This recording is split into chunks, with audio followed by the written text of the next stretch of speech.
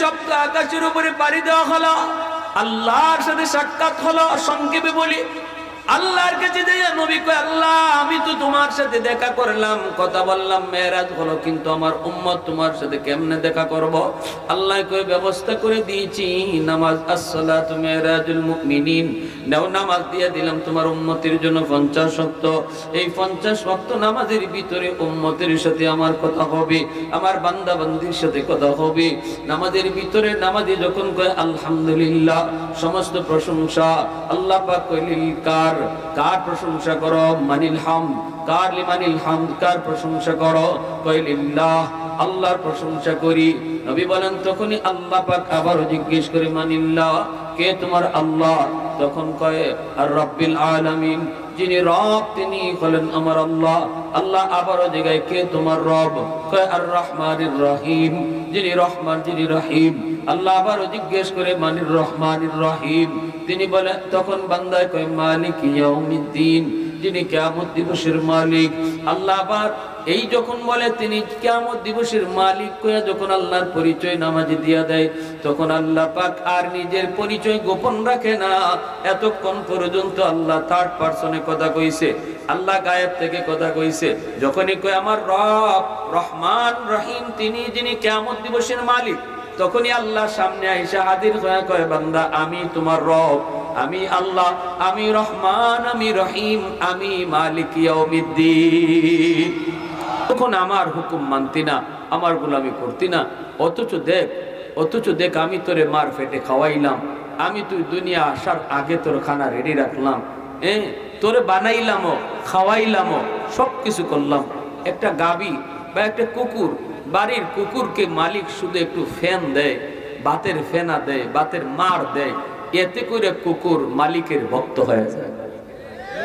কিন্তু মালিক কুকুরে বানাইছে না, শুধু একটু থাকার জায়গা আর একটু খাওয়া দেয়।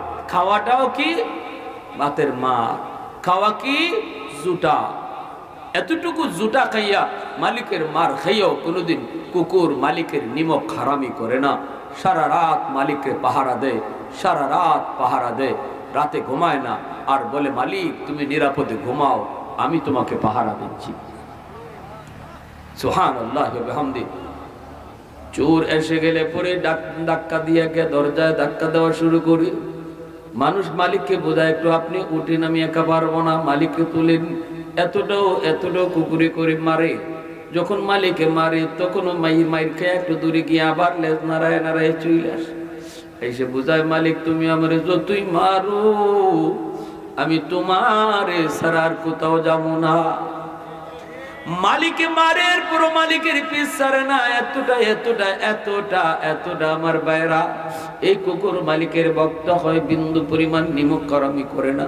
অথচ আল্লাহ পাক রব্বুল আলামিন কয়, বান্দা আমি শুধু তোরে খাওয়াইতেছি আর ফালতেছি তা না, বরং আমি তোরে আমার নিজের হাত দিয়া বানাইছি। এরপরে এত বড় নিমক হারাম, এত বড় নিমক হারাম তুই কেমনে কইলি? বন্ধুর সাথে আড্ডায় পরে, বন্ধুর সাথে গল্প করে তোর নামাজের টাইম চলে গেল, তুই মসজিদের ভিতরে ঢুকলি না, বন্ধুকে তুই বড় মনে করলি, আমি আল্লাহকে ছোট মনে করলি। এ বান্দা, দোকানের কামের ভিতরে তুই ব্যস্ত থাকলি, দোকানের কামরে তুই বড় মনে করলি, আমি আল্লাহকে ছোট মনে করলি। অথচ বারবার তোর কানে আওয়াজ আসে, আল্লাহু আকবার, আল্লাহু আকবার, আল্লাহ বড়, আল্লাহ বড়, সব ছোট, সব ছোট। এরপরও তুই আসলি না। আমি আল্লাহ তোরে পিছন থেকে বারবার ডাকলাম, বান্দা কই যাস, কই যাস? আমি আল্লাহরে তুইয়া তুই কই যাস? আমি না তোর ওই মালিক, যেই মালিক তোরে মার পেটে খাওয়াইছি? আমি আল্লাহ না তোর ওই মালিক, যেই মালিক তুই দুনিয়ায় আসার আগে তোর খানা ব্যবস্থা করেছি, আবার সেই খানাটা তোর জন্য কেমন উপযুক্ত বানাইলাম? আমি জানতাম তোর দাঁত নাই, শক্ত খাবার দুনিয়া আসলে পরে তুই খাইতে পারবি না, এজন্য লিকুইড খাবার ব্যবস্থা করেছি।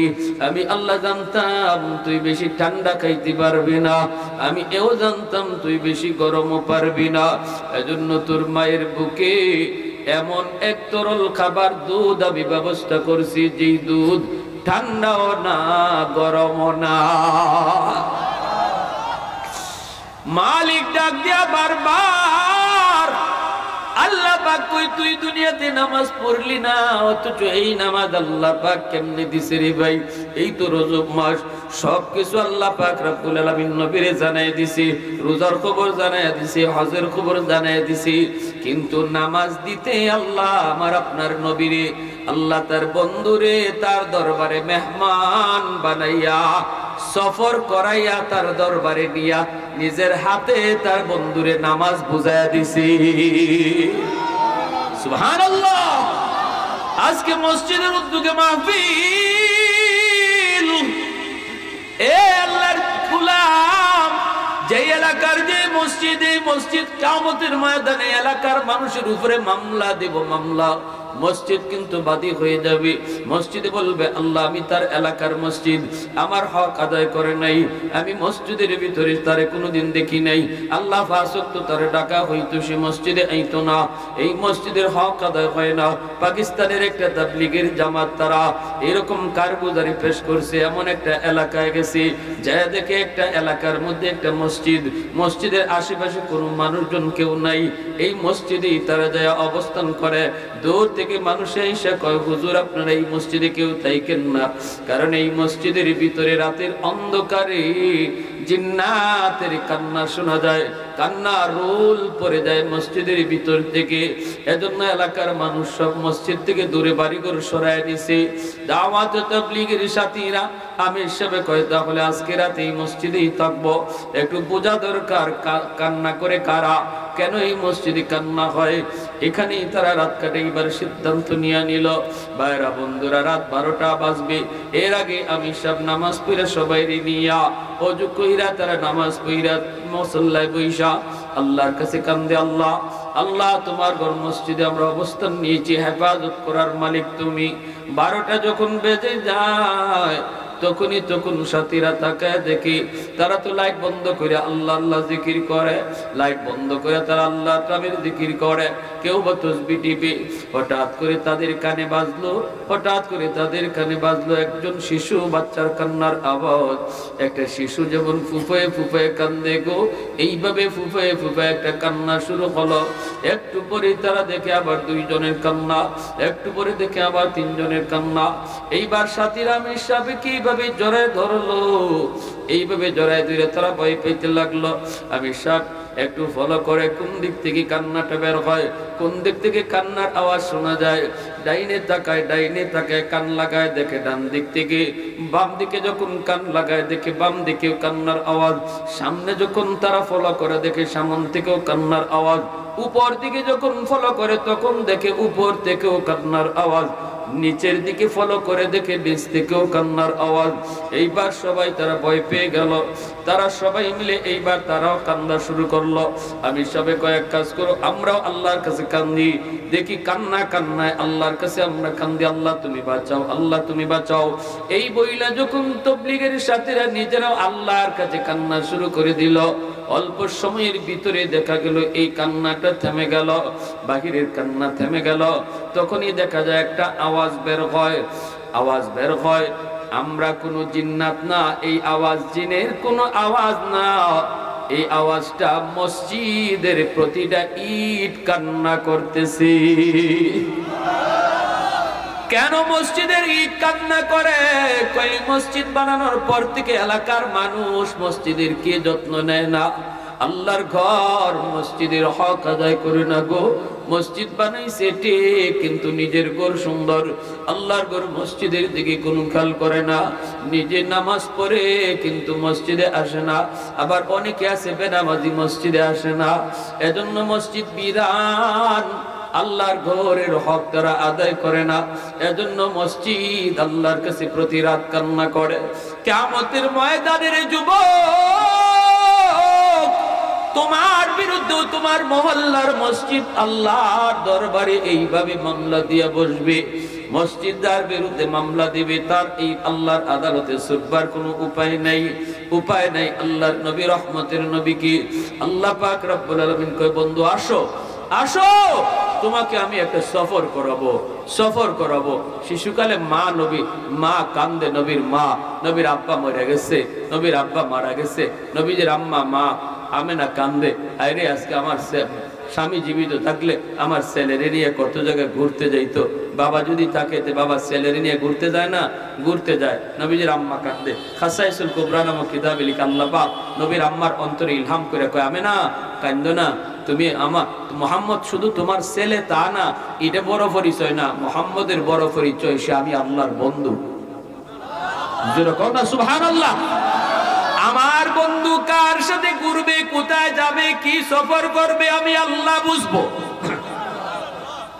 তুমি আমার বন্ধুকে নিয়ে ভাবতেছো আমার বন্ধুর বাবা যদি দুনিয়ায় থাকতো তাহলে আঙ্গুলে ধরায় ধরায় হাঁটতো, সফরে যাইতো, ঘুরতে যাইতো। আমার বন্ধুরে আমি আল্লাহ এমন এক সফর করাবো যেই সফর পৃথিবীর শুরু থেকে শেষ পর্যন্ত কারো পক্ষে সম্ভব না। সেই সফরটা হবে মেরাজের সফর।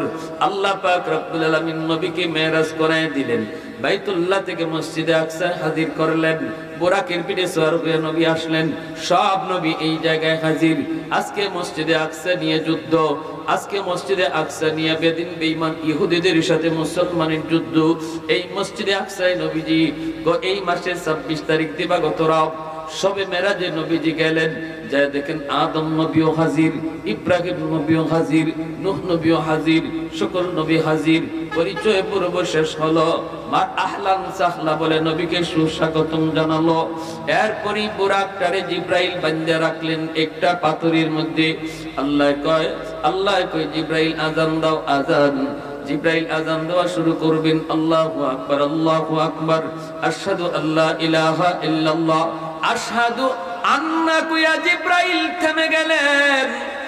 আল্লাহ কয় জিব্রাইল থামছো কেন? জিব্রাইল কয় মালিক কোন নবীর নাম নিব? আদম নবী ওই জায়গায়, নূহ নবী ওই জায়গায়, ইব্রাহিম নবী এই জায়গায়, মুসা নবী এই জায়গায়, ঈসা নবী এই জায়গায়, কোন নবীর নাম নিব? আল্লাহ কয় জিব্রাইল কইলা কি তুমি? সব নবীরে হাজির করেছি আমি আল্লাহ আমার বন্ধুর পিছনে নামাজ পড়ানোর জন্য। বন্ধুকে ইমাম বানাবো, সবাইরে মুক্তাদি বানাবো। আর তুমি কি না আজকে আজানের ভিতরে কোন নবীর নাম নিবা প্রশ্ন করেছো? আরে জিব্রাইল তাড়াতাড়ি আমার বন্ধুর নাম আজানে তুমি উল্লেখ করো। तकबीर में कलमान में मैं नमाजों में अज़ा में, तकबीर में कलमा में नमाजों में अज़ा में, है नाम इलाही से मिला नाम मोहम्मद, है नाम इलाही से मिला नाम मोहम्मद। फरमाते हैं आदम को मुझे खुल्द तरी में लकहा हुआ तू बाप मिला नाम मोहम्मद, लकहा हुआ तू बाप मिला नाम मोहम्मद। आवाज देखুন আল্লাহু আকবার। আযানের পর্ব শেষ। এইবার নামাজের কাতারবন্দি হতে আল্লাহ নির্দেশ দিলেন, জিব্রাইল সবাই রেখো কাতারবন্দি হইতো, এবার জামাত হইব, জামাত 2 রাকাত নামাজের জামাত হইব। জিব্রাইল তুমি ইকামত দেওয়া শুরু করো। জিব্রাইল ইকামত দেওয়া শুরু করে দিলেন। নবীজি বলেন আমি তখনও দেখতেছি ইমামের জায়গা খালি, ইমাম সাহেব কেডা হইব কেউ জানে না, অথচ জিব্রাইল ইকামত দেওয়া শুরু করে দিয়েছেন। নবী মনে মনে ভাবতেছেন হয়তো জিব্রাইল নিজেই ইমামতি করবেন। কিন্তু ইকামত শেষ হওয়ার পর আল্লাহর নবী বলতেছেন ভাই জিব্রাইল ইমাম সাহেব কই, ইমামতি কে করব? জিব্রাইল তখন আমার আপনার নবীর হাত মোবারক ধইরা তিনি আস্তে করে মুস্কি হেসে টান দিয়া কই, নবী গো আজকের এত বড় আজিমুশান জামাতের ইমামতি, যেই জামাতে 1.25 লক্ষ পয়গম্বর আপনার পিছনে, আর ইমাম বানাইছেন আল্লাহ আপনারে। আর জোরে সুবহানাল্লাহ। এরপরে সপ্ত আকাশের উপরে পাড়ি দেওয়া হলো, আল্লাহর সাথে সাক্ষাৎ হলো। সংক্ষেপে বলি আল্লাহর কাছে যাইয়া নবী কয় আল্লাহ আমি তো তোমার সাথে দেখা করলাম, কথা বললাম, মেরাজ হলো, কিন্তু আমার উম্মত তোমার সাথে কেমনে দেখা করব? আল্লাহ কয় ব্যবস্থা করে দিয়েছি, নামাজ, আসসালাতু মিরাজুল মুমিনিন, নাও নামাজ দিয়ে দিলাম তোমার উম্মতের জন্য 50 ওয়াক্ত।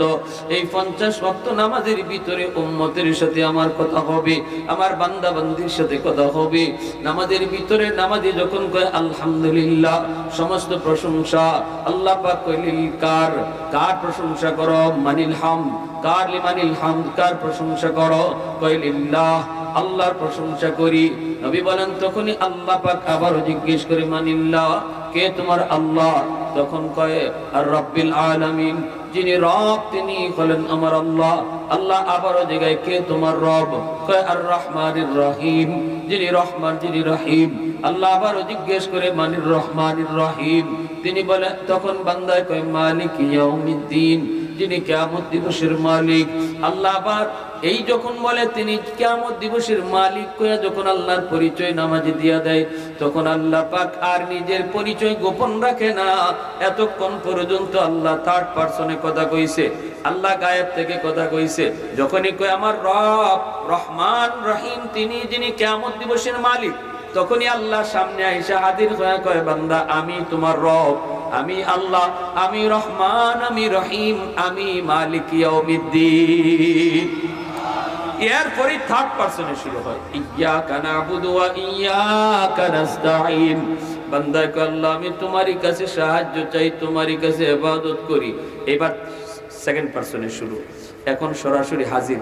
আগে আসছিল থার্ড পারসন, এখন সেকেন্ড পারসন শুরু হয়ে গেল। তাহলে বোঝা গেল নামাজের ভিতরে নামাজির সাথে কার কথা হয়? জোরে বলেন আল্লাহ। আল্লাহ নবী 50 ওয়াক্ত লইয়া আইবেন। আল্লাহ পাক রব্বুল আলামিন কয় আমার বন্ধু দি জায়গা, বন্ধু যতক্ষণ পাশে থাকে ততক্ষণ ভালো লাগে, ঠিক না? যখন নবী জায়গা তখন আল্লাহ পাক হাইরে আমার বন্ধু দি জায়গা। আল্লাহ পাক কয় মুসা আমার বন্ধু দি জায়গা, একটু বুঝায় শুনাইয়া আবার ফাটাইয়া দিও। মুসা নবী কয় এত খুশি কারণ কি? কয় নামাজ লইয়া যাইতেছি, নামাজ কয়েকটা, কয় 50 ওয়াক্ত। মুসা নবী কয় না গো নবী, 2 ওয়াক্ত নামাজে আমার উম্মত পারছে না, আর আপনার উম্মত আখির উম্মত পারতো না, তাড়াতাড়ি কমাও। নবীজি কয় ঠিকই তো, 50 ওয়াক্ত নামাজ আমার উম্মতে পড়বো কেমনে? আইসা আল্লাহ, আল্লাহ কয় কেন আইসো বন্ধু? আল্লাহ 50 ওয়াক্ত পারতো না, কমাই দেয়। আল্লাহ কয় নাও 5 ওয়াক্ত কমাই দিলাম। এবার নবী জায়গা, আল্লাহ কয় জায়গা দি বন্ধু, মুসা পারলে বুঝাই শুনে আবার ফাটাই দিও। মুসা নবীর কাছে গেলে পরে মুসা নবী কয় না গো নবী 45 ওয়াক্ত পারবে না, যায় আরো কমান। এবার আইসেন, আইসে আল্লাহ কয় নেও আরো 5 কমাইলাম। এইবার জায়গা আল্লাহ কয় মুসা আবারও বুঝাইয়া ফাটাই দিও।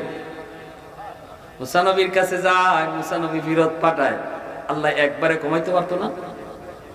9 বার কি নবীর নেওয়ান লাগে? একবারে আল্লাহ 45 ওয়াক্ত কমাইয়া 5 ওয়াক্ত রাখতে পারে না? কিন্তু 9 বার নবীরে নিলেন, আনলেন কেন? বারবার দেখার জন্য। জোরে কর সুবহানাল্লাহ। যখন 5 ওয়াক্ত লইয়া নবী জায়গা, তখনও মুসা নবী কয় 5 ওয়াক্তও পারতো না, যাও। আল্লাহ কিন্তু অ্যাডভান্স মেসেজ দিলাইছে, পারলে দেখো আরেকবার বুঝাই শুনে পাঠাই দেয়। এখন মুসা নবী যখন কয় যাও, নবী কয় আমি আর পারতাম না, 80 5 ওয়াক্ত। আল্লাহ প্রতিবার 5 করে কমাইছে, এখন 5ও যদি লইয়া যাই কমাও তে তো আর থাকবোই না। মুসা নবী কয়, মুসা নবীর আমি পারতাম না। মুসা নবী তখন কয় এবার যান আপনি, যাইয়া কইবেন আল্লাহ আমি যে কেন আইছি এখন এটা আমি কইমু না, এটা তুমি কও। কারণ আল্লাহ তো নবী মুসারে অ্যাডভান্স খবর দিছে, ফাটাইও একটা না একটা কিছু দিমু। এজন্য নবী মুসা নবী কয় এখন গেলে পরে যখন আল্লাহ জিগাইব কেন আইছো, তখন কইবেন আল্লাহ এতক্ষণ আইছি, কেন আইছি আমি কইছি, এখন কেন আইছি আমি কইতাম না, তুমি কও। জোরে কোন না সুবহানাল্লাহ। তখন আল্লাহ পাক কয় আচ্ছা বন্ধু এত সুন্দর কথা, আমি কইতাম কেন আইছো, তে যাও আর কমানি লাগতো না, 5 ওয়াক্তই তাহক। তবে আইছো যে কষ্ট কইরা, তোমার উম্মত 5 ওয়াক্ত পড়বো আর আমি 50 ওয়াক্তের সওয়াব দিয়া দিই। জোরে কোন না সুবহানাল্লাহ। এই নামাজ যারা দুনিয়াতে পড়বো এরা হাসরের মাঠে আল্লাহকে দেখিয়া আল্লাহর কদমেও সেজদা দিতে পারবো। আর যারা দুনিয়াতে নামাজ পড়তো না এরা আখেরাতেও আল্লাহরে দেখকেও সেজদা দিতে পারতো না। তাহলে আমার ভাইরা ওই দিন চোখের পানির বদলে রক্ত ঝরবে আর আল্লাহ পাক বলবে খুযূহু ফাগুল্লু সুম্মাল জাহিমা সাল্লু ثم في سلسلة ذرعها 70 ذراعا فاسلكوا। আল্লাহ কি বন্দারে উলামায়ে কেরাম তোরে কত করে তখন বুঝাইছিল নামাজ পড়ো। তুই যদি ওই দিন মাহফিলে যাই একটু বসতি তাহলে দিলটা নরম হইতো, হয়তো তুই কালকে থেকে নামাজ ধরে ফেলতি। কিন্তু আওয়াজ তোর কানে গেল, এরপর তুই ওয়াজ মাহফিলে বসলি না। দাওয়াত ও তাবলীগ ওয়ালারা তোরে কত করে বুঝাইলো, এরপর তোর বুঝ হলো না। বান্দা আজকে আর আমি আল্লাহর কদমে সেজদা দিতে না পাইরা তোর কান্না করে লাভ নাই। আল্লাহ কইব ওরে ধরো 70 গজ জিঞ্জির দিয়া বাঁধো, তারপর আল্লাহ বলবে ওরে জাহান্নামে নিক্ষেপ করো। এজন্য ভাই ভালো করে একটু শোনো, স্বীকৃতি দাও, একটু আওয়াজ দিয়ে বলো হাত উঠে আজকে থেকে আর কোনোদিন নামাজ ছাড়বো না। 5 ওয়াক্ত নামাজ মসজিদে যায় কারা কারা পড়বো হাত উঠে আল্লাহকে দেখাও। আল্লাহ তুমি কবুল করো, জোরে বলেন আমিন, আরো জোরে বলেন আমিন। আল্লাহর ঘর মসজিদ, আল্লাহর ঘর মসজিদ, আর আল্লাহর ঘর মসজিদ কোনো সমস্যায় থাকবো, আমার কোনো ঘরের কোনো সমস্যা থাকতো না। জবাব দিমু কি আল্লাহর কাছে? পুরা গোটা পরিবার, গোটা মহল্লা আল্লাহর ঘর, আল্লাহর ঘর। এই মহল্লাবাসীর উপরে আল্লাহর কাছে আবদার জানাবে, হয় সুপারিশ করবে নতুবা বাদী হয়ে দাঁড়াবে। যদি মসজিদের হক আদায় করি মসজিদ আমার পক্ষে সুপারিশ করবে, আর যদি মসজিদের হক আদায় না করি হয় আমার বাদী হয়ে দাঁড়াবে। একজন ভাই হিম্মত করে কোন আল্লাহ আমারে তুমি যা সম্পদ দিছো এর থেকে, তুমি যা দিছো এর থেকে আমি তোমার ঘরে 10,000 টাকা দেওয়ার ওয়াদা করলাম। এই কথাটা একজন ভাই বলেন এইভাবে, আল্লাহ তুমি আমারে যে সম্পদ দিছো এর থেকে আমি তোমার ঘরে 10,000 টাকা দেওয়ার ওয়াদা করলাম। একজন ভাই হিম্মত করে বলেন একটু হিম্মত করে, আল্লাহ তুমি দেখতেছো তোমার কোন বান্দারে আল্লাহ তুমি কবুল করছো। আল্লাহ